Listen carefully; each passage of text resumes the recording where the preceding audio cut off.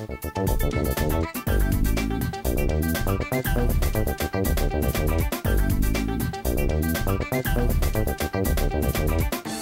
noite, bancário. Boa noite, bancária. Eu sou Juvândia Moreira, presidenta do sindicato. Nós estamos em mais um Momento Bancário em Debate. E hoje a gente vai falar um pouco sobre os problemas da cidade de São Paulo. Em novembro do ano passado, a gente fez uma pesquisa perguntando para você o que afetava a sua qualidade de vida no seu trabalho e na cidade em que você vive. Então, a gente vai conversar um pouco sobre esses problemas que foram identificados na pesquisa. Nesse mês de maio, a gente está fazendo uma série que discute, né, no mês do trabalhador, que discute aí como é que é a vida do trabalhador na cidade de São Paulo, quais os problemas que afetam a vida desses trabalhadores. A gente fez vários vídeos, entrevistas, e hoje a gente vai fazer um pouquinho do balanço desses temas. Vai apresentar para vocês algumas dessas entrevistas que já estão disponíveis no site, na integralidade, e vai conversar. E para falar desses temas, a gente tem aqui uma convidada, a Selma Rocha, que é historiadora, é diretora da Fundação Perseu Abramo e é doutoranda em História. E também é ex-bancária, né? Ex-bancária do Unibanco, do Real, então ela conhece também a nossa categoria. Selma, boa noite, muito obrigada pela sua presença. Boa noite, Juvândia.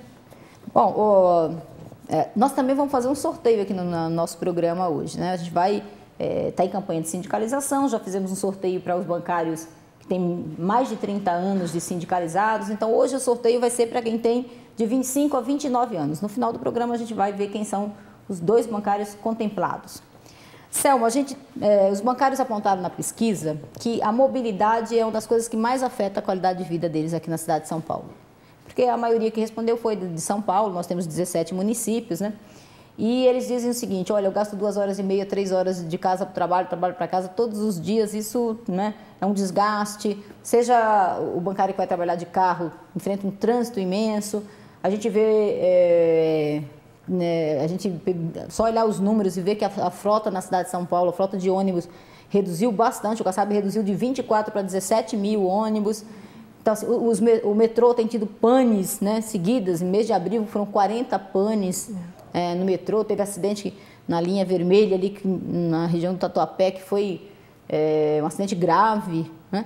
E, enfim, então qual que é a solução para esses problemas? O que se discute por aí? Você que tem estudado muito os problemas, a questão da municipalidade, os problemas das grandes cidades, em especial aqui de São Paulo, como é que políticas têm que ser feitas? Isso depende do município, depende do prefeito ter políticas para isso? Enfim, qual é a sua avaliação sobre isso? O que você tem para compartilhar aqui com a gente? Então, boa noite aos telespectadores aqui do Momento Bancário. Olha, eu acho o seguinte, são níveis de coisas diferentes. Uma coisa é a questão do transporte público, né, e das condições de acesso ao transporte público que precisam melhorar muito em São Paulo. É preciso que a gente tenha mais corredores de ônibus, é preciso que nós tenhamos um transporte público de melhor qualidade, sobretudo que se refere aos trens e ao metrô. Não só das linhas que já existem, mas das linhas que precisam existir. Agora, eu acredito, Juvândia, que seja impossível resolver o problema de mobilidade só com a questão do transporte. Certo. Para que a gente pense o problema da mobilidade em São Paulo, nós precisamos pensar o desenvolvimento regional. Isso significa que as pessoas, além de morar num lugar, numa região da cidade, elas também podem trabalhar, elas também podem ter acesso à cultura, podem também ter acesso à educação, ao lazer, o que significa uma política de desenvolvimento da cidade com forte ênfase no desenvolvimento regional. Você quer dizer, isso tem a ver, por exemplo, se a gente olhar as regiões da cidade de São Paulo, a gente vê que tem 35% das pessoas moram na Zona Leste, mas lá não tem emprego suficiente, isso. Não tem indústria, não tem. É disso que você está falando também? É disso que eu estou falando, exatamente isso. Eu acho que o papel do governo local é o de impulsionar uma articulação da sociedade, a participação da sociedade, o que quer dizer também aperfeiçoar, dinamizar a democracia na cidade, para que os empresários, os sindicalistas, os movimentos sociais, as universidades venham discutir soluções para a cidade que tem que se expressar no plano diretor, mas podem se expressar também num planejamento de longo prazo e que promovam na cidade discussões regionais que permitam também às regiões pensarem em políticas de longo prazo e ações de longo prazo. O que eu sinto em São Paulo, eu nasci aqui, vivi minha vida toda aqui, é que falta perspectiva para os paulistanos. E falta muito uma iniciativa que articule os vários segmentos, as várias pessoas que amam São Paulo, que apesar de todas as dificuldades, querem viver na cidade, ter uma melhor qualidade de vida, para pensar soluções imediatas, soluções que interfiram na vida das pessoas agora, mas também soluções para o futuro, porque não tem solução imediata, só que resolva desafios tão grandes quanto de uma metrópole como São Paulo. Que cresceu sem esse planejamento. Isso, Vamos ver aqui um VT que a gente preparou sobre esse tema, depois nós voltamos para conversar um pouco mais.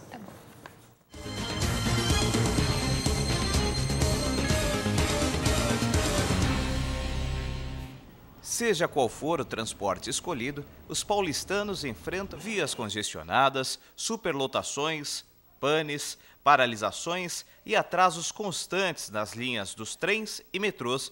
São fatores que dificultam o deslocamento da população nos grandes centros. Em São Paulo, onde vivem 19 milhões de pessoas, transitar pela cidade não é tarefa das mais fáceis. A falta de investimento e planejamento para melhorar o trânsito na cidade resulta em obras que nem sempre beneficiam a população.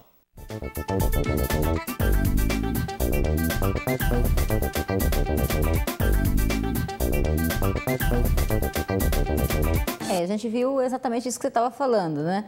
E tem solução esse problema? Você estava falando que não a curto prazo, mas que tem que ter, né, já iniciativas a curto prazo. Eu acredito que um dos grandes desafios seja pensar o problema do transporte a curto prazo, levando em conta a extensão do metrô, a expansão e ampliação do metrô, e também outras alternativas em relação à ampliação dos corredores de ônibus na cidade.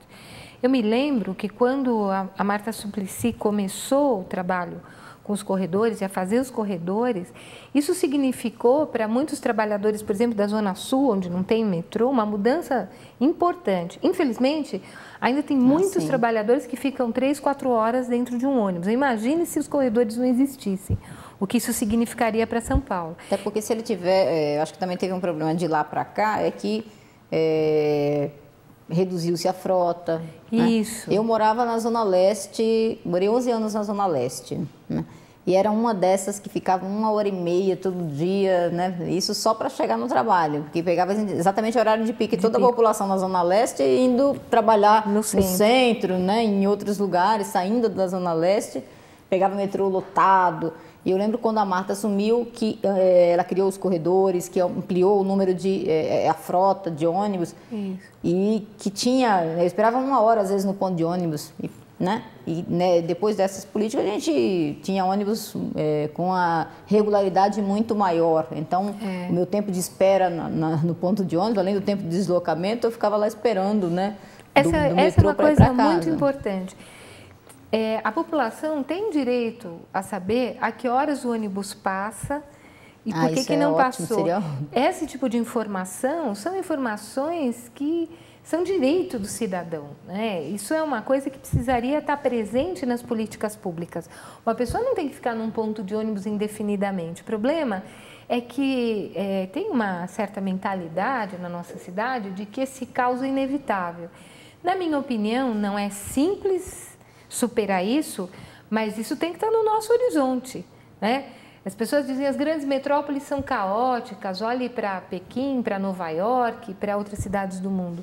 Não é verdade, isso é política, isso é orientação de governo, e há formas que estão sendo estudadas hoje no mundo todo de ações integradas que permitam medidas de curto prazo, como essas que a gente está conversando, dos corredores, da qualidade do transporte, seja o ônibus, seja o metrô, seja o trem. E, insisto nisso, pensar desenvolvimento de longo prazo nas regiões e na cidade, para que nós tenhamos a condição de que o trabalhador que more na Zona Leste ou more na Zona Sul... Na Zona Sul, que é outra região também bastante afetada, populosa, né? possa ficar na região que mora, trabalhar, o que não quer dizer que não possa passear, conhecer outras regiões da cidade, mas não como contingência, não como obrigação, não como falta de alternativa. Você falou numa questão do lazer, que é algo também problemático. Você vê nas periferias, não tem lazer, né? Você tem que... cidade de São Paulo é uma cidade que tem muito lazer, tem muitas iniciativas, mas elas também não estão descentralizadas, não estão nessas regiões, elas estão muito concentradas, né? Acho que também é uma outra coisa que ajuda a melhorar a qualidade de vida das pessoas. É muito importante isso que você está falando. São Paulo é uma cidade muito desigual. Eu diria que São Paulo não acompanhou nas políticas públicas a superação e o esforço de superação da desigualdade que nós assistimos no Brasil nos últimos anos, seja com o governo do presidente Lula, seja agora com o governo da presidenta Dilma. E isso se reflete na maneira como as políticas públicas foram desenvolvidas.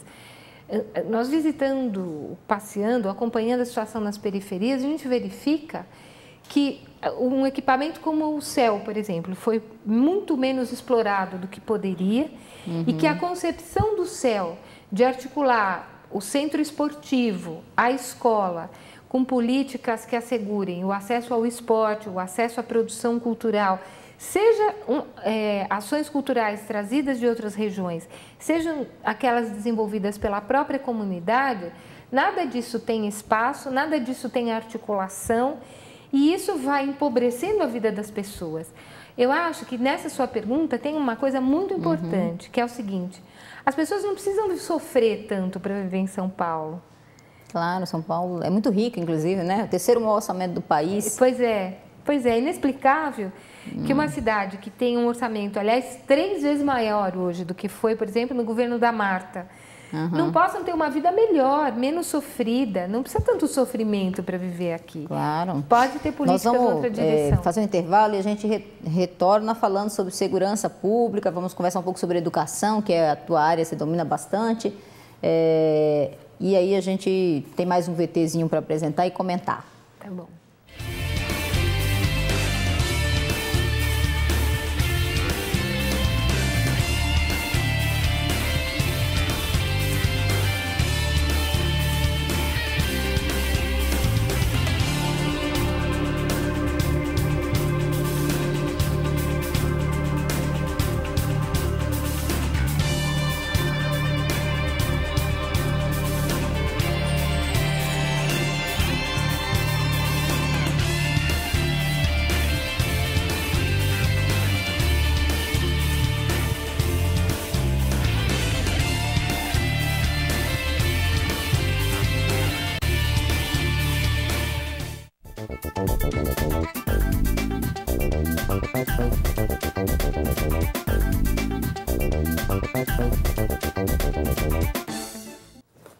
Bom, nós estamos de volta falando aqui dessa série de debates que nós fizemos no mês de maio, né, que a gente chamou como Sindicato Cidadão, discutindo os problemas da cidade de São Paulo que afetam a vida dos trabalhadores.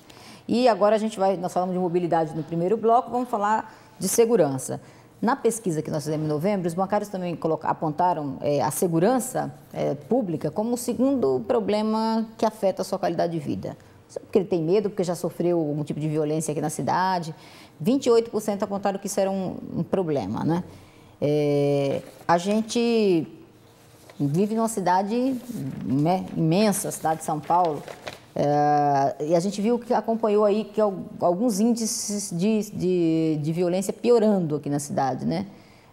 Assaltos, nas agências bancárias, a segurança bancária também tendo um crescimento no ano passado de 20% dos assaltos a bancos. Para a nossa categoria, isso é um problema grave, tanto que a gente defende a instalação das portas de segurança como mais um item que reforça esse sentimento de segurança, né?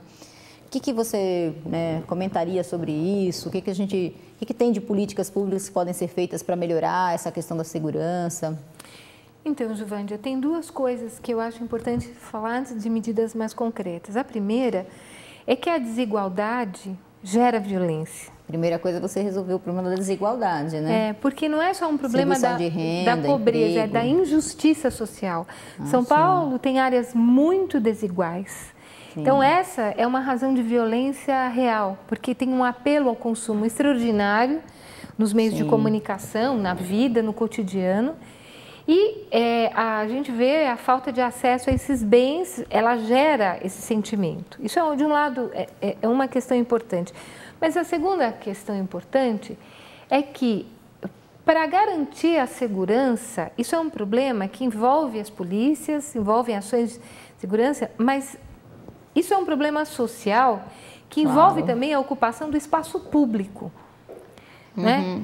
O que está sendo incentivado em São Paulo com a especulação imobiliária? Sim. É a não ocupação das praças, é a não democratização do espaço urbano e a concentração de riqueza nas áreas centrais da cidade. Isso não é bom. O processo de especulação, ele também é incentivado com medidas que não democratizam o espaço da moradia, dos serviços e também a ocupação das praças públicas, dos espaços públicos. O que é incentivado é exatamente esta desocupação, também pela difusão do medo, né? Então, essa combinação, difusão do medo, processo de especulação e supervalorização do valor da terra, expulsão das pessoas do centro e não democratização dos espaços da cidade, dos vários espaços, dificulta que você tenha uma política de segurança que não seja só a política de proteção e enclausuramento das regiões. Cada vez os muros sobem mais, cada vez as vilas se fecham mais, cada vez você precisa de mais seguranças nos condomínios, mas isso só não resolve. Você precisa democratizar a cidade. A música do Rapa, que eu acho muito bonita, né? Assim, bem, reflete muito essa realidade que a gente vive já há algum tempo, né? Que você vai botando muros, vai cercando tudo, você não sabe uma hora se é você quem está vítima dessa prisão, né? Exatamente. Porque acho que é um pouco esse sentimento que a gente tem, né? Você tem que se proteger tanto, em vez de ir na causa do problema, né? Vamos dar uma olhada no VT? E aí a gente volta para falar já de um outro tema, que é o problema do lixo, né? Da limpeza urbana e do lixo. O que fazer com isso, né? Numa cidade tão grande como São Paulo? Vamos lá.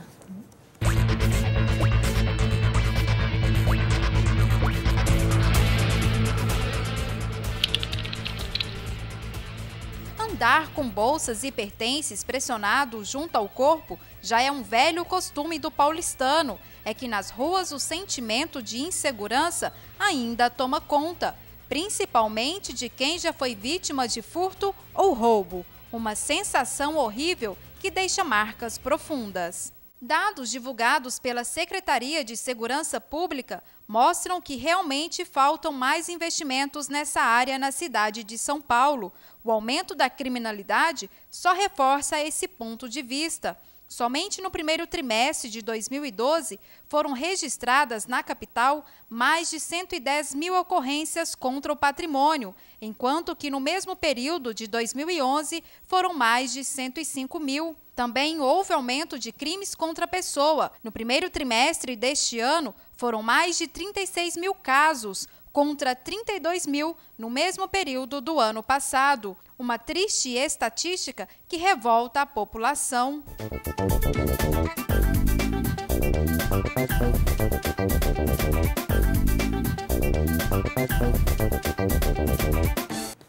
Isso ver que as pessoas andam a gente anda na rua assim, né, segurando a bolsa, né, você tem medo das outras pessoas, né, de falar, alguém te aborda, você fica com medo, Eu nasci numa cidade do interior, assim, uma cidadezinha muito pequena, e é uma diferença muito grande você ver isso. Se bem que a violência já chegou no interior, né, do país, é uma coisa... E é um pouco disso que você estava falando mesmo, a gente tem que atacar as desigualdades, a gente tem que dar a melhor condição de vida para todo mundo para resolver isso, né? Agora, o lixo numa cidade como São Paulo é um grande problema e eu não vejo iniciativas sendo tomadas para resolver efetivamente esse problema, né? Então, eu acho que o lixo é um problema em São Paulo e é hoje um problema no mundo. Ele nos faz pensar, em primeiro lugar, sobre o nosso padrão de consumo, né? Sim. Eu acho que uma das coisas que ele nos remete é a pensar um pouco sobre o nosso padrão de desenvolvimento econômico e social. Tem uma questão que eu já levantaria, né? Que é importante que a gente pense um pouco no consumo de outras coisas, por exemplo, da cultura. Certo. Né? O consumo de livros que não produzem lixo e agregam muito valor à vida das pessoas, né? E permitem que a gente pense numa sociedade que as pessoas possam mais ser do que ter só. Mas enquanto a gente não chegou lá, nós precisamos pensar um pouco no tratamento do lixo. Eu acho que tem muitas coisas aqui. Uma delas, a primeira delas, é que o Brasil tem hoje em discussão um Plano Nacional de Saneamento Básico que supõe o tratamento dos resíduos sólidos, que tem uma variedade enorme, do lixo orgânico, né, até lixo hospitalar. O tratamento do lixo numa sociedade mostra muito como ela se vê, né? A primeira questão é a educação. Todos os setores da sociedade, todos os cidadãos têm que se ocupar disso.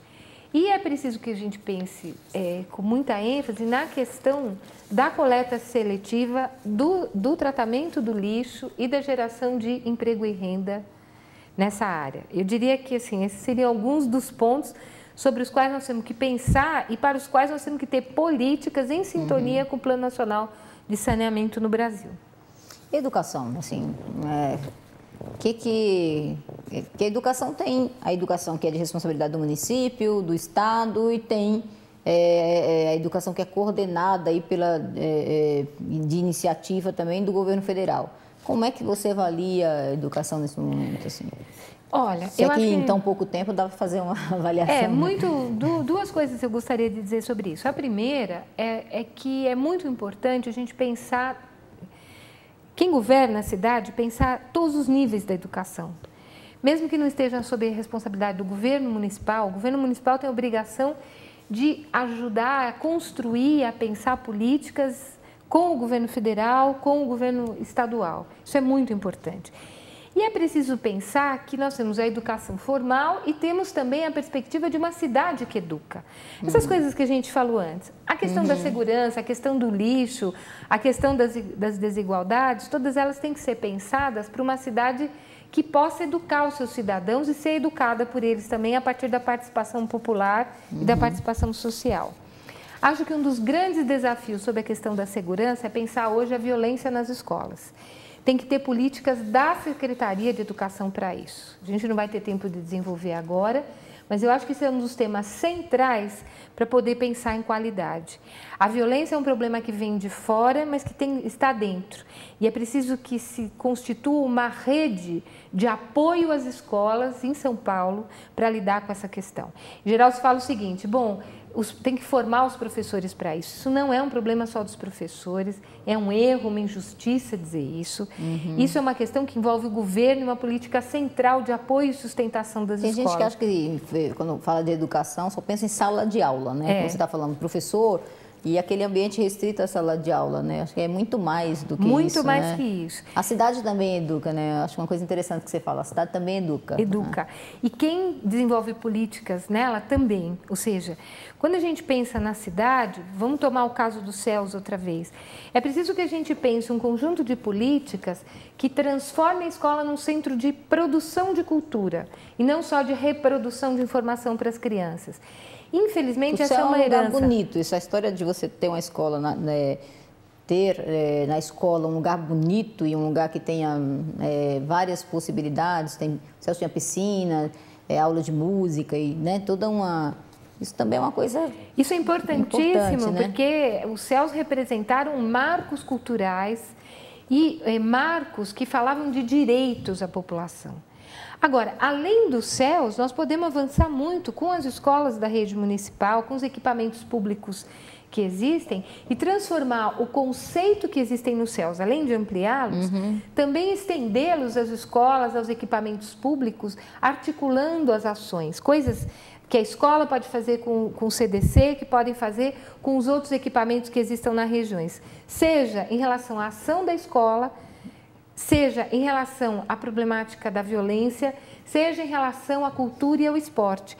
Tem um monte de coisa que pode ser feita, que a comunidade já faz, que pode ir para dentro da escola, coisas que sejam levadas da escola, dos centros esportivos à comunidade, mas sempre unindo as ações, fortalecendo as conversas das equipes que estão desenvolvendo políticas nas regiões. Isso tem a ver com a questão do meio ambiente, tem a ver com a área da assistência, tem a ver com a área da saúde. Não dá para pensar numa cidade como São Paulo, educação sem saúde, não dá para pensar educação sem assistência, sem a questão ambiental, sem a questão da cultura. Isso quer dizer que a escola, além de ser bonita, agradável, tem que ter no seu interior a comunidade sendo chamada para pensar a política educacional, não só para arrumar o telhado, não só... Não pode ser uma coisa fechada, né? Isso, não pode. Porque às vezes também tem lugares que a comunidade não tem nem como participar, nem é convidada a participar, né? Nem sabe como pode participar. Acho que é outra coisa também. Isso é muito importante.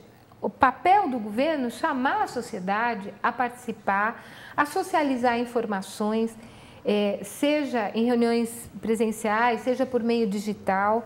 É muito importante que a sociedade tenha acesso às informações e seja convidada, os pais sejam convidados a ir à escola, não só para levar bronca sobre os erros dos seus filhos, mas sejam convidados também a conhecer o potencial dos seus filhos. A escola não é um lugar só para tratar de erro, a escola é um lugar para tratar de possibilidades. As crianças e os jovens têm muitas possibilidades, têm muitos potenciais, e a escola precisa contar isso para os pais também, não é só falar do erro. Claro, é verdade. Eu queria que você me ajudasse aqui, a gente está chegando ao final do programa, a fazer esse sorteio. Tá. Né? Nós estamos, como eu falei, numa campanha de sindicalização. Eu vou trazer essa urna aqui. E a gente fez o sorteio para o associado que já tinha mais de 30 anos como associado. E agora a gente vai sortear para quem tem de 25 a 29 anos de associado. São... A primeira que a gente vai sortear aqui é no Hotel Fazenda, no final de semana no Hotel Fazenda em Serra Negra, e a segunda vai ser em Biúna. E é com acompanhante, e eu vou aqui pedir que você pegue aqui nessa urna. Vamos lá. Vamos ver quem é O ou A. Vamos lá. Então, o primeiro é... Cadê o nome da pessoa aqui? Acho que ele está faltando aí, Luiz. É o número. É o número da sindicalização? Bom, então é o seguinte, a pessoa é do Banco Bradesco, né?